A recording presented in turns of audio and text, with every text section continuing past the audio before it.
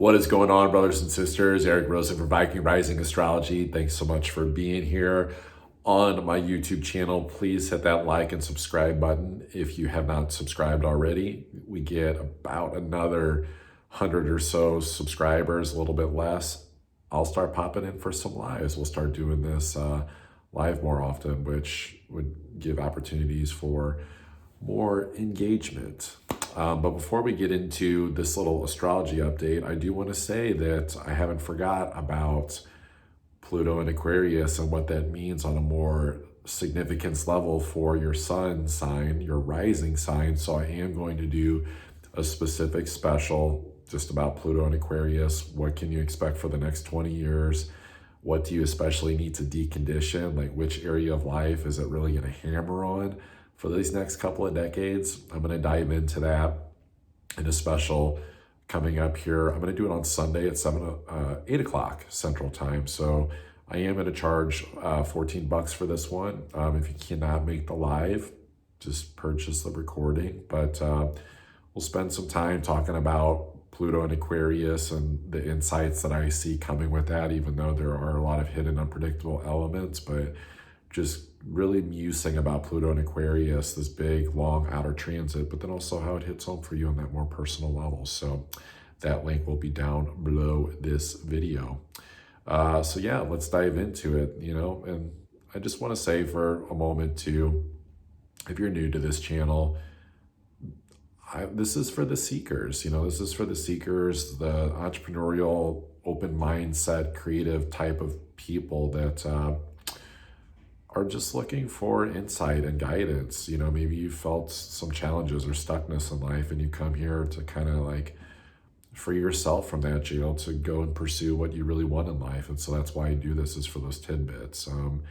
Oftentimes I will reference, outer world events just to like make a point. I want people to understand that it's not here for like a South Node in Libra debate, especially as I'm recording this. It's like the moon is in Libra with that South Node, where it's like, it's not about my beliefs or, anything like that. It's more so just like using it through the lens of astrology. So I hope that makes sense. But speaking of Pluto, before we even talk about the rest of this mundane astrology, this day-to-day astrology, I am having a whale of a time with Pluto and Aquarius, because what I will say is, while it's a very exciting energy, you can connect to just that high level of excitement, and, it's really just an excitable energy. It's not even so much like being able to see where your future is going. If anything, it can feel like there's a wall up and you got to tunnel under a fence to get to the other side of some maybe old cultural blocks, social paradigms that were meant to tear down. And that's really what it's about, is like, it's a deep self-examination that can be pretty radical, where it feels like a little bit at a time we're kind of like revealing the parts of ourselves that are maybe disconnecting us from having the best type of future life that we could have. And to not be afraid to like look at those parts or feel like that it's too much or too complex, or, that we don't have you could say balls, to like deal with it, especially with the sun making aspects to Mars. In its shadow, it can feel a little self-defeating, a little bit slowing down. Like, do we have the passion, the creativity to keep going? The answer is yes. It's just about searching deeper, into like what motivates you to show up in life, even when it can feel like there's still a lot to do. The truth is that Mercury retrograde in Sag is kind of psyching us out a little bit, making it seem like things are maybe going worse than what they are, especially with Jupiter flat retrograde in Gemini, and Venus just came off of aspects of that, so in Capricorn. So it could feel like we were in dire straits maybe a little bit with some things or some challenges, or, am I going to make this? Am I going to make this deadline? Am I going to be able to satisfy this value? Am I going to be able to show up and achieve and make that goal? And it's like, with Venus now squaring over to Chiron in Aries, it's like, I know it can feel a little defeating, a little deflating. You can feel like those wounds are like, I'm not feeling good, I don't want to show up. But there is an intense examination that I think that we have to do, and that can be really tough, because that square almost brings up like who has the time to like examine like where we're coming from, if we're coming from a place that's like more wounded and not in our best, you know, kind of like focus of like what we can do. And so I think the best thing to do it is more so to keep things like simple. It's like, don't need to reinvent, start over, you know, almost like being a newborn or a child or something that just doesn't know what to do, but more so like, okay, duh, I know what my value systems are, I know what my goals are, and just follow through with those commitments. And, you know, if you get bruised knees, like climbing, you know, those obstacles that can feel very deeply psychological, with Neptune almost slowing to a complete stop, that it's going to go direct next week.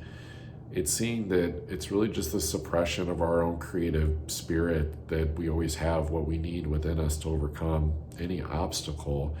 And so I would say that what I'm seeing more than anything too is this is like over reaction theater with people's like opinions and debates, and people like starting to blow fuses in that. And it's almost like people that were repressing or suppressing certain things within them, and it's almost like, whoa, I didn't see that coming. And it's like, but was that really that person's opinion? Is that really how they think?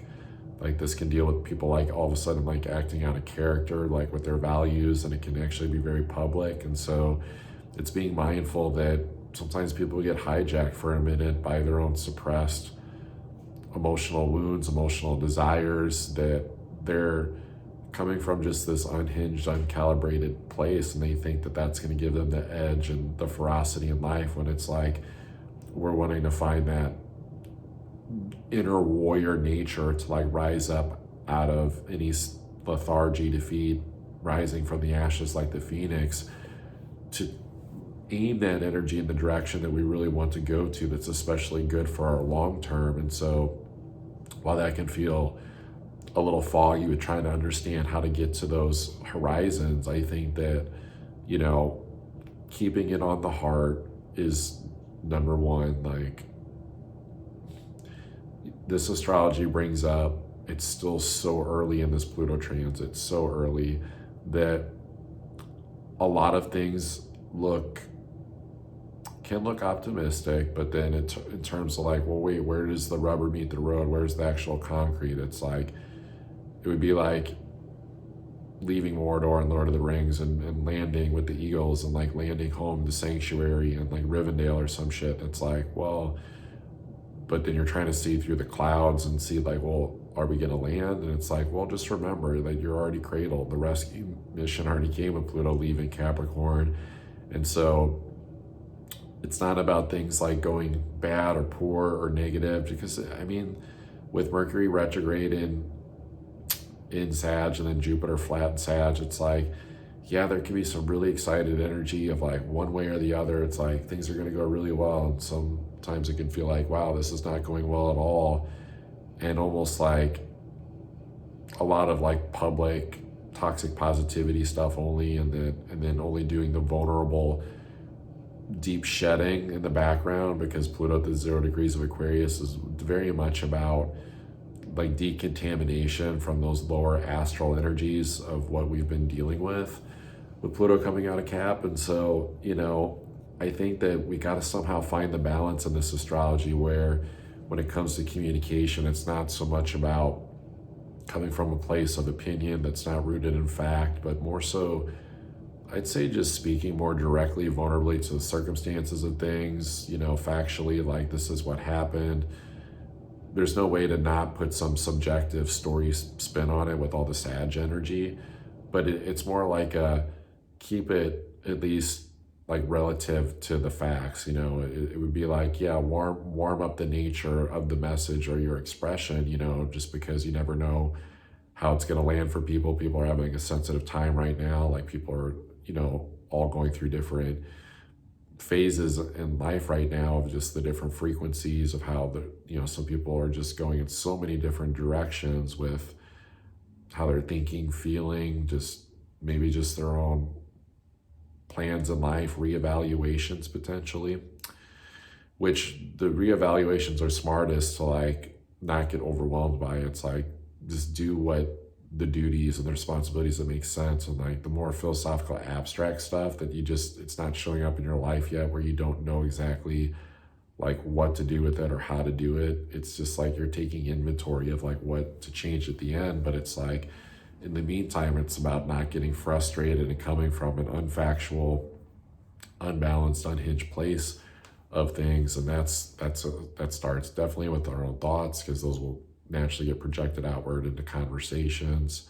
But I think overall, like, I would say that this is this astrology is a little bit harder, because here in this next day we're going to see that moon go into Scorpio, and so we're going to have a Scorpio moon for Thanksgiving for those that celebrate that holiday. And so it's one of those things where, if you want to get to the depths of truth and be honest about things, it's not about being the dog that like won't let go of like the toy, because it's like, this is my toy, this is my truth, this is my opinion. It's more so, about, okay, I'll meet you there. I'll go to that depths of intimacy with you in this conversation, from a poised diplomatic place that allows me to own the standards of what I know and what I feel, but also the real mastery is exercising enough curiosity to be open to the other person, and that if things get triggered, that there's like a contingency plan to like de-escalate situations. And so this is around the holiday table, this is on the world front in politics, this is, even in our own decision making, de-escalating any negative thoughts or beliefs that can come up. And even for those that feel like it's going like really well or positive, or like you're, really excited, it's kind of like, make sure that just the beliefs are just matching the timeline of things, because there are uncertain timeline aspects of like when things can pan out that we're having optimism for. And then it's also just not demeaning ourselves of like the abundance and positivity of things, because like we can absolutely feel that abstract, passionate feeling of abundance and just electric nature and just excitement of like, I don't know what's happening or what's going on, but it feels so good, and that's great. But then it's also being able to still stay grounded, take care of the responsibilities, still relate to people. So it's not like lowering our vibration, to like the lowest common denominator in the room. Pluto in Aquarius is definitely not going to be about that life, especially for these next few years. But I think it's a lot about how do we maintain a high frequency and a high pitch of like curiosity of like where we can take things, and see that even as here in North America, we start dipping here closer and closer into nearing the winter season and rounding out fall season, which is hard to believe that's already here. It's like, because Pluto changing signs just seems like time is so different. Like stuff that was a few months ago seems like years ago, and it's just like it can feel like there's not even a past anymore. And I think that's what's hard too, is like Pluto, when it first gets to Aquarius, it asks us to shed the yesteryear so we can go into the future. And then so we feel this decaying, like low frequency energy that's not even associated. It's like we don't even have a place to store it anymore. We just have to get rid of it and let it go. And it can feel like a breakup. It can feel like a weird breakup. So use your tools, use your meditations, your writing, listen to good music, or, Hertz music. Like they have different like frequencies of like Hertz music, like what is it, like 496 Hertz HZ, the abbreviation I think is one of them. I think that one's like for guilt and shame or something. I don't know specifically, but it's one of those things where I think mindfulness is probably the best thing to do, so that we don't accidentally go on to like some autopilot energy right now, because that can very easily happen where we don't even realize we're just coasting. We're just like going through it. It's almost like we think we're doing good, but we're just operating from a belief that got jammed in us that we're trying to weigh out and decide, is this good? Is this bad? Should I keep this? Should I do this? Should I do that? And it's more so about let spirit show you, like let the spiritual nature of things with this Mercury retrograde just really play out, so that there's no force, there's no forceful nature of trying to accelerate into the future and make things happen. So if you want to be a part of that live event this Sunday at 8 o'clock Central Time to learn about Pluto in your sun rising sign, you can click on that link down below. And as always, if you want to get astrology reading, that link will be down below, along with some other links, not to jumble it up, but just to let you know what opportunities, services, ways to go deeper are out there, astrology based and otherwise, with me, yours truly. That would be weird if I said my name after that. Got the Aries card. Action. I'm in St. Louis. It's like an old Nelly thing. Like St. Lunatics, like action. It's like take action, just do the thing, right? It's Venus square Chiron and Aries, I know, but the North Node's there. It's like we still got to show up and do the thing, even if it feels like it can create almost like the belief that, yeah, of course, the dignified strength card in reverse, like we don't have the strength, we're not feeling good, we're not feeling it. It's like not falling into like the belief system that like how you're feeling or how things are going is going to last forever. And it's like, I can't go on, I can't do this. And it's like, well, yeah, if it continued for years, like you probably would die of heartbreak, or something, like for whatever hardships, challenges that may come up here and there that feels like you're bumping into corners. But what if it's just lasting a few days, which I really believe that it is. It's like stay balanced. That's the number one thing. It's like, it's action, but it's action with balance. This is literally the nodes of, Libra, Aries, getting the Aries and Libra cards. It's moon going through Libra. It's, again, that Venus that rules Libra squaring over to Chiron. So I don't think we can fake feeling our best or fake feeling our strongest, especially that Mars retrograde too, that the sun's making aspects to. So yeah, I knew it. I was like, of course, Sun's in Sagittarius, Sag reverse card. Like these cards literally are like screaming like the aspects in astrology. You can't make this stuff up. It's overwhelm. It's too muchness. It's like my to-do list is too long. I don't know what to do or where to start with. And it's like, well, there it is, baby. Leo, Mars and Leo. You just got to shine. That's the thing. It's like, you can still shine and be positive and be a loving presence and still show up and do your best, even when you're not feeling your strongest, even when it feels like you don't know where to go or what to do, or just there's too much going on and you're trying to act, find balance.